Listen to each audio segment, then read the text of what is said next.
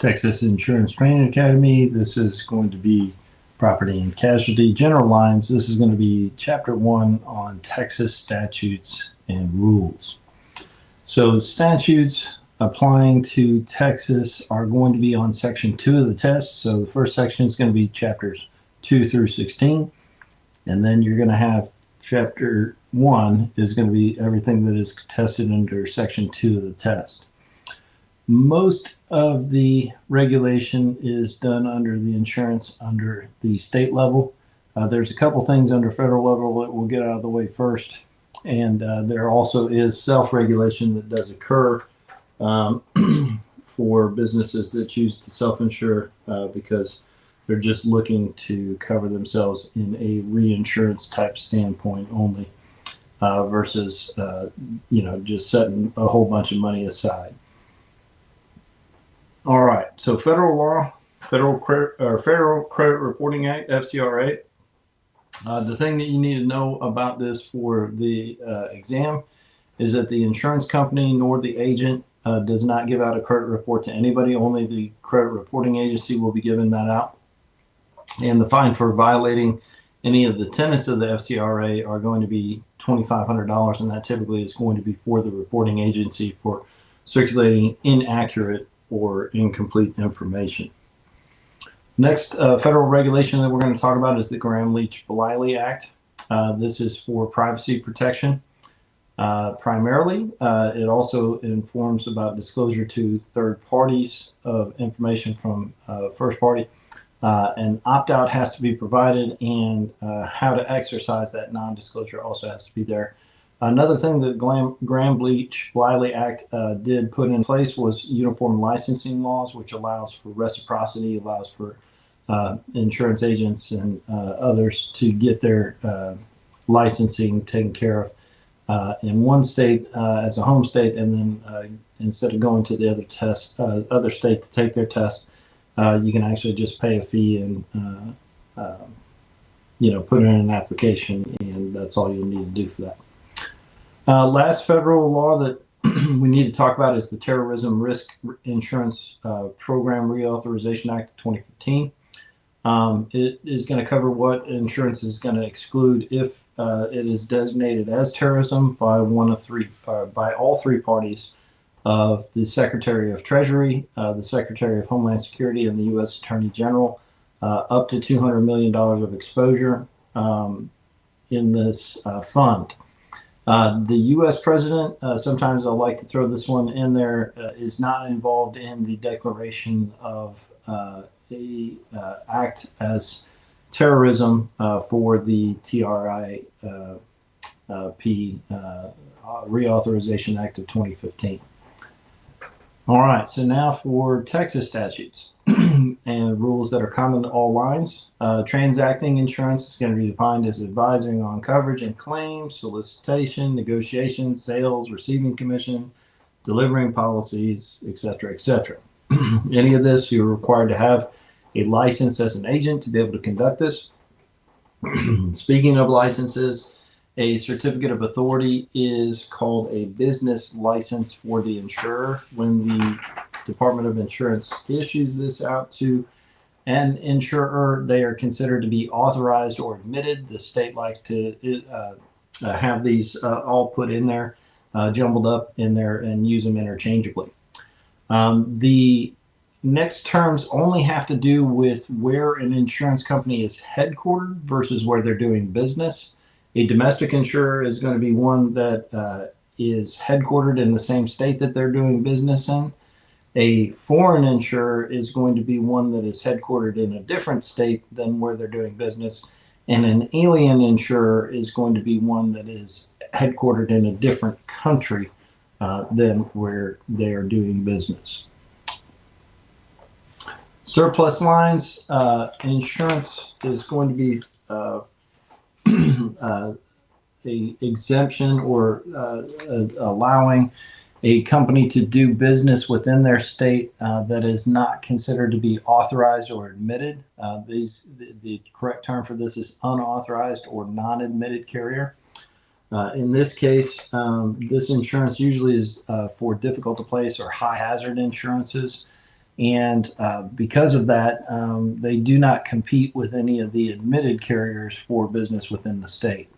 In order to be in Texas as a surplus lines carrier, you have to be on an approved list by the TDI, and you have to maintain a capital and surplus of at least $15 million. In order to sell this as an agent, you have to have a general lines license, and then you also have to get a surplus line license to be able to sell this insurance. Financial strength rating companies such as AM Best, Standard & Poor's, and Moody's. These companies rate any financial services companies, including insurance companies, but they are not regulated by the TDI. They will use these report cards, to kind of do some evaluations, but the TDI is responsible for doing all the regulation of the insurance companies, and they do not regulate these third-party companies.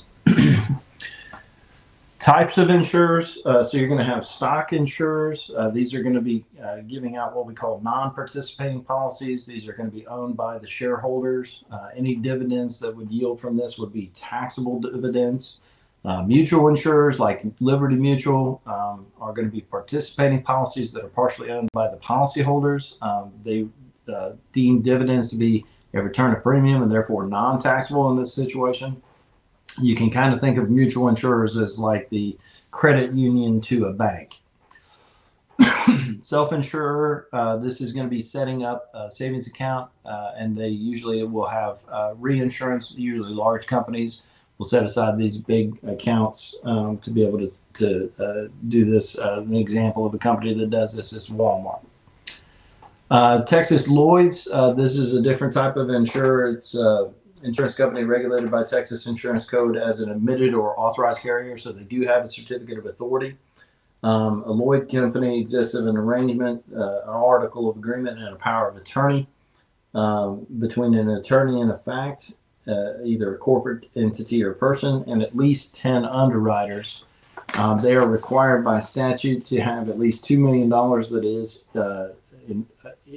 maintained inside of a Texas bank under a joint control agreement with the Commissioner of Insurance. All right. Speaking of the Commissioner of Insurance, there's usually several questions on the test about this specific topic. The Commissioner of Insurance is an appointed position by the Governor of the state of Texas for a 2-year term ending February 1st of every odd year. You need to know that one exactly. And most of this stuff, to be honest with you, you need to know pretty much verbatim because most of this is just memorization.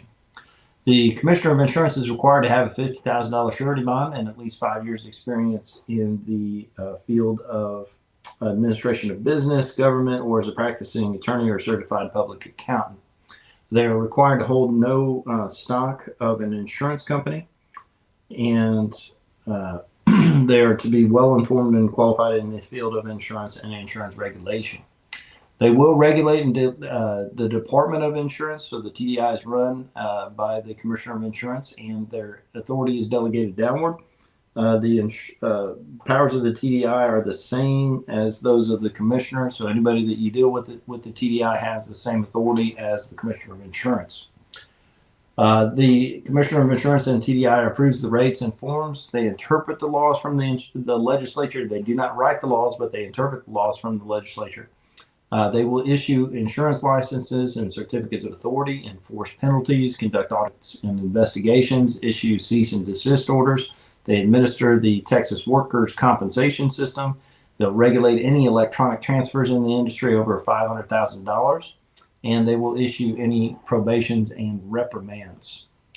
They are required to do the examination of records. All insurance companies every 5 years, any new insurance company every year.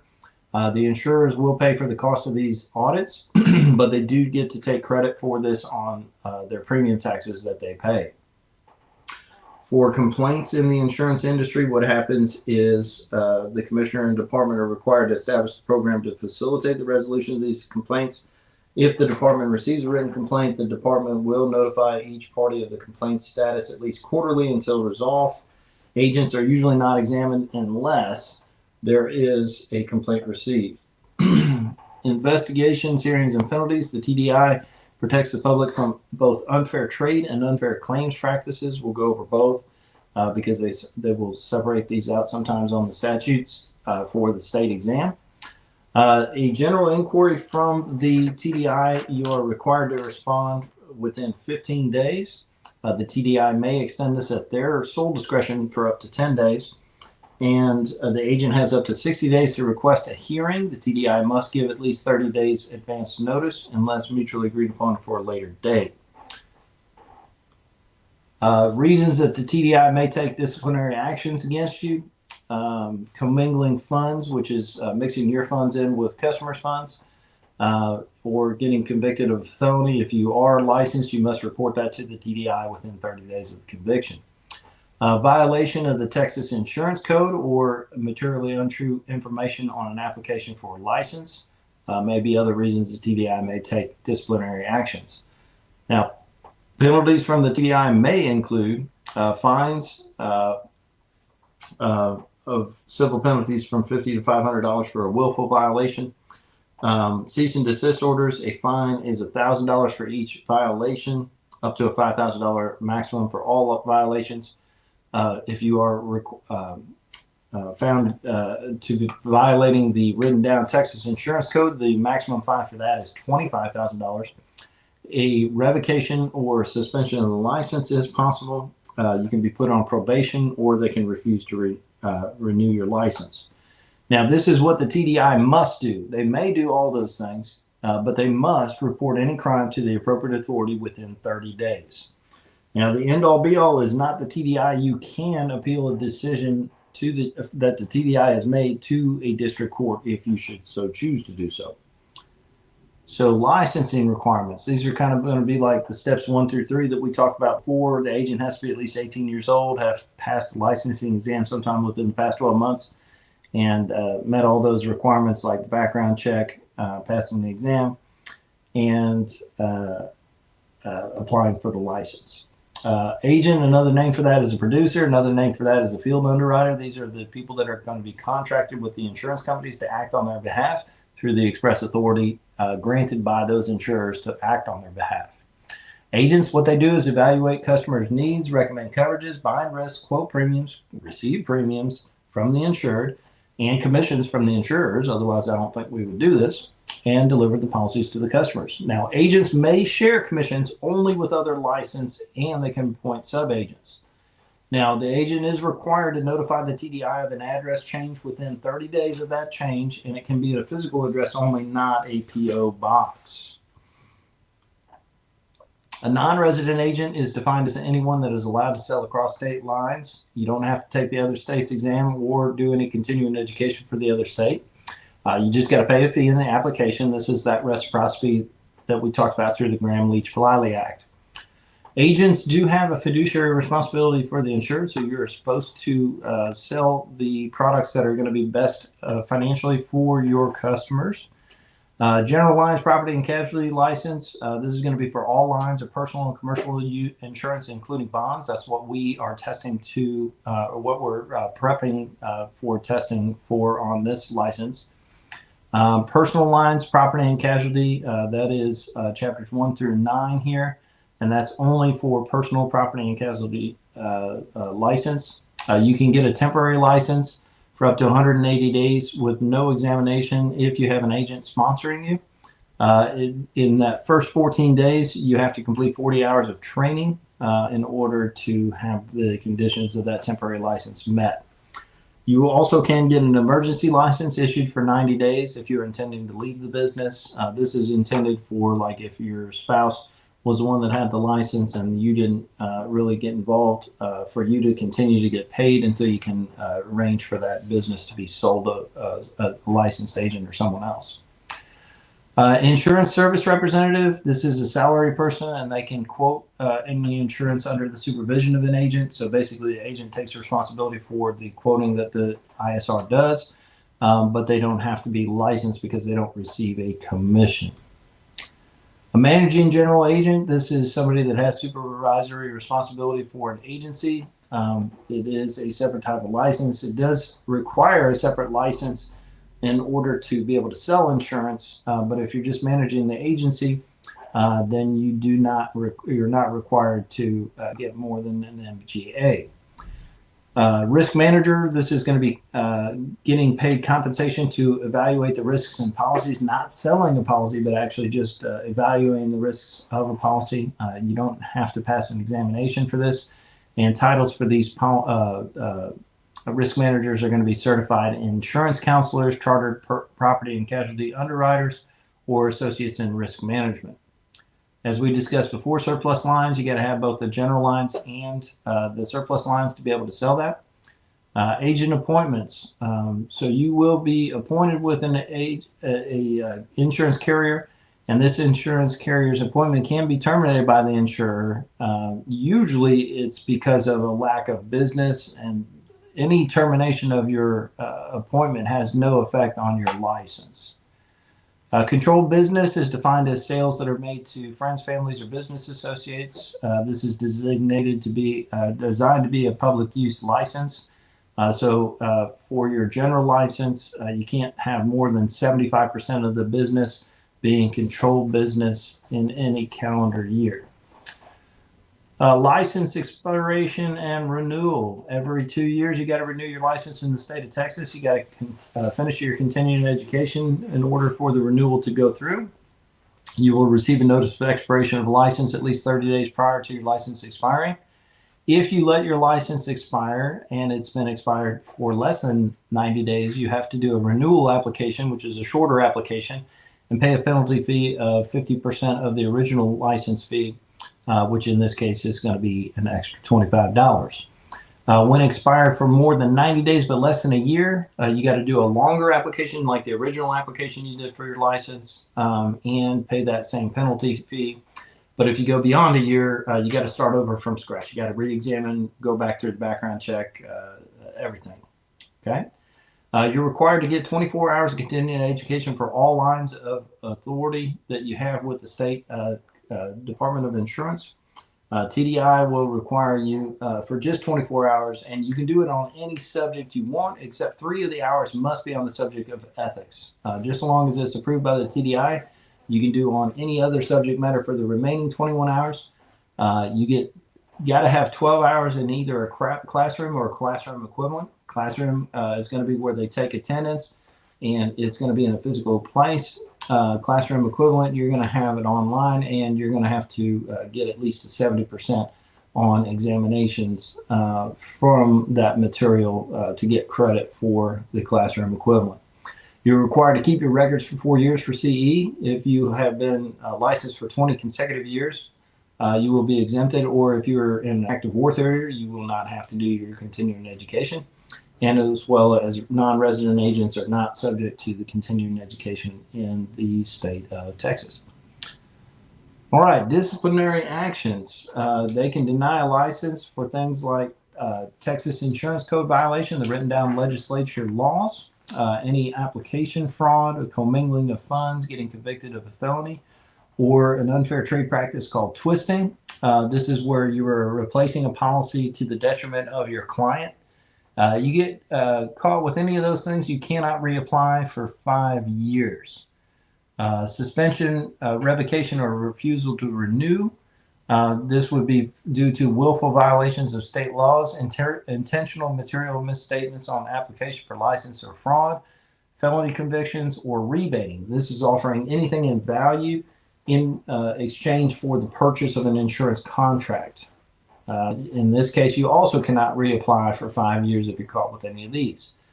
Unfair trade practices. Misrepresentations are going to be any intentional misstatements about policy provisions and facts. But if we're talking about any policy replacements in that regard, it's going to be called twisting and not just a misrepresentation.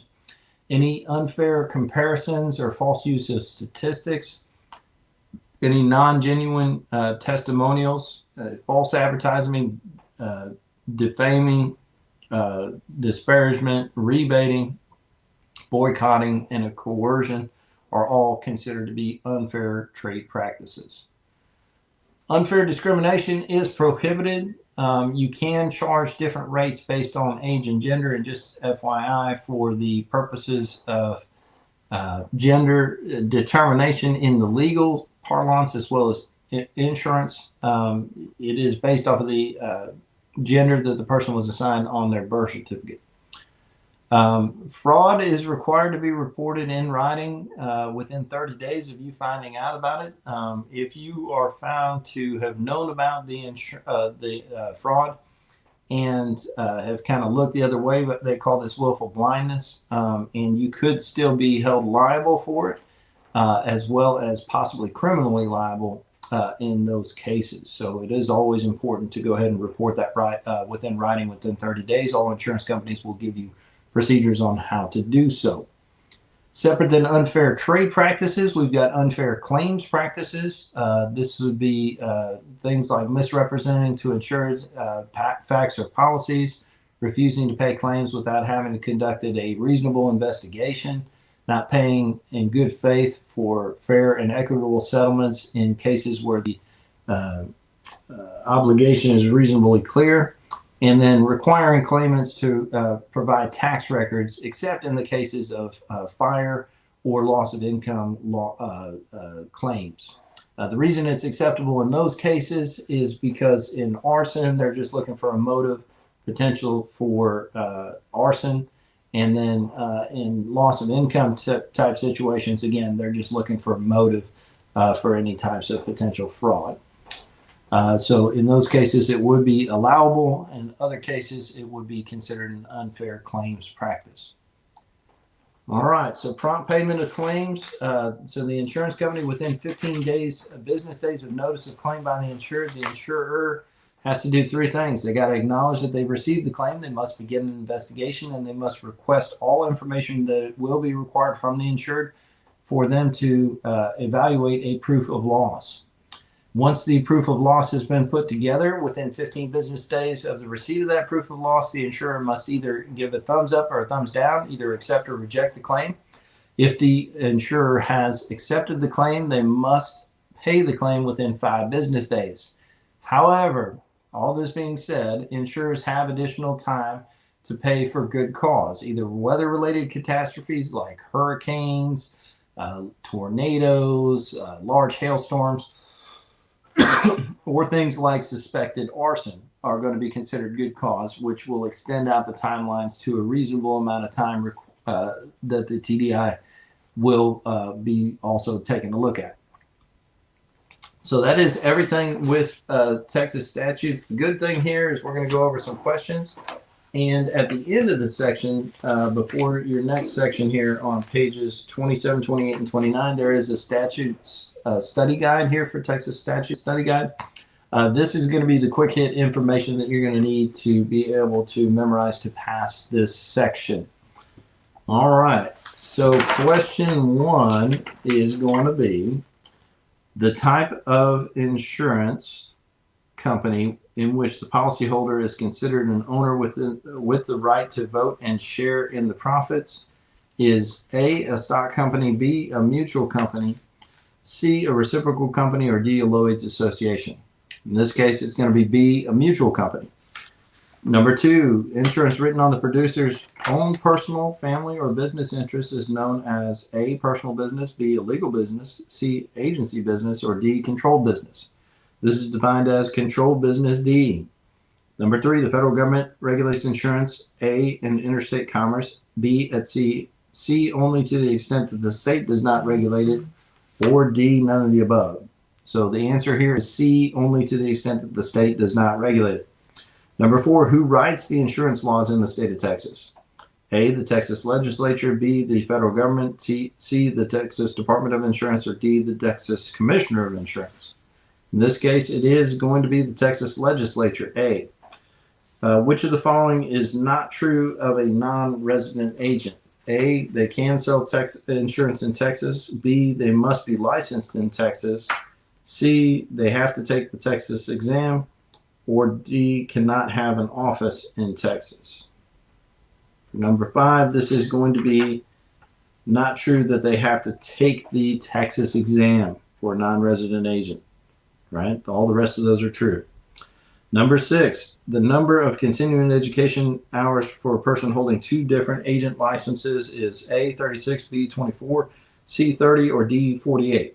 Doesn't matter how many licenses you hold, 24 hours total is all you need every 2 years to renew.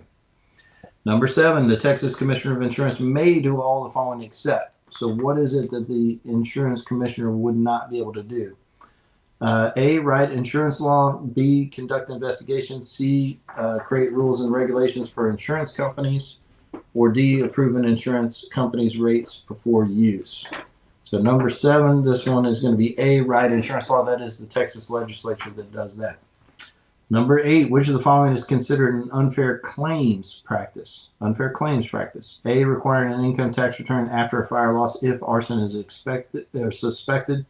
B, misrepresenting an existing policy to sell another policy.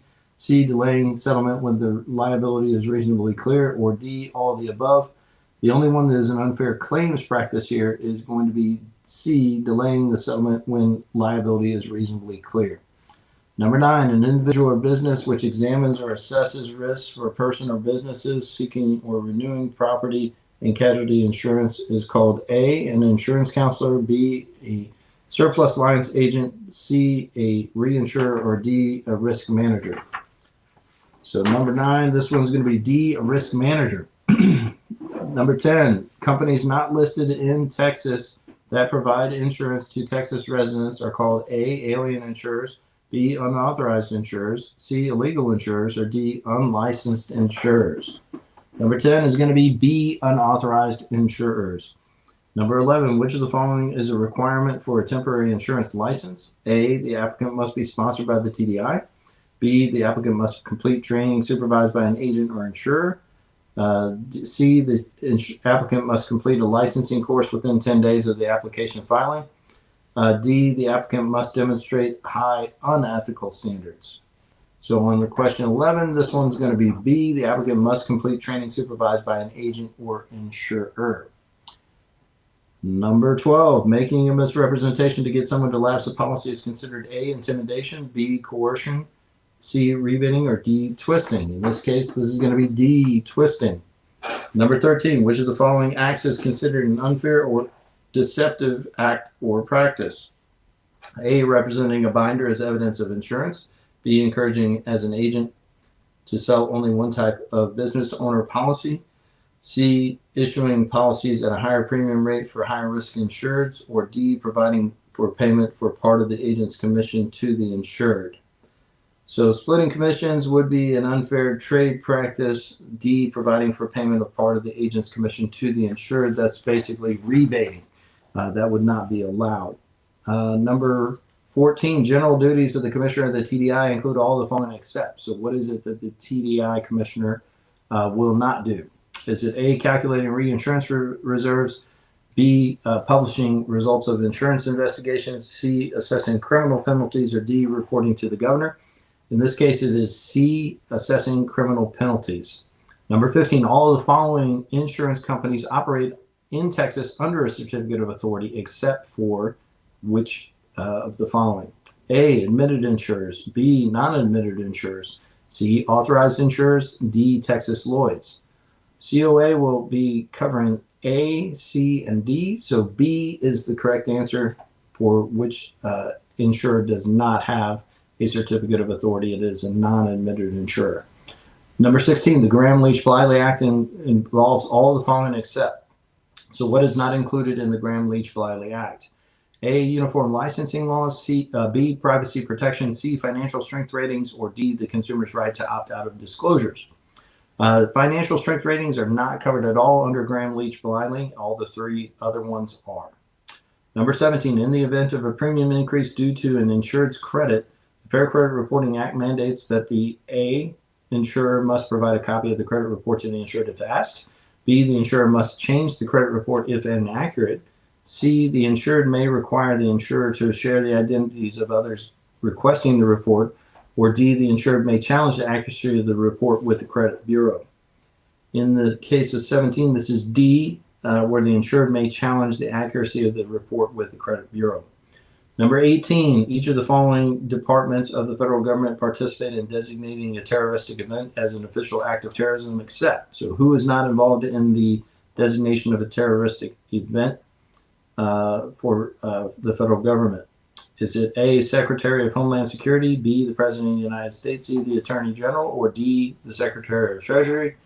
This is going to be B, the President of the United States is not involved in the defining of acts of official acts of terrorism for the Terrorism Reinsurance Act. Number 19, once a claim has been approved, within how many days must the insurer pay it? A, 20, B, 15, C, 10, D, 5. So once they have given the thumbs up on this, the insurance company has 5 business days to pay it, D. And 20, in the event of fraud, which of the following actions must the TDI take? A, issue a subpoena, B, conduct an examination, C, report the crime to a district attorney, or D, issue a penalty.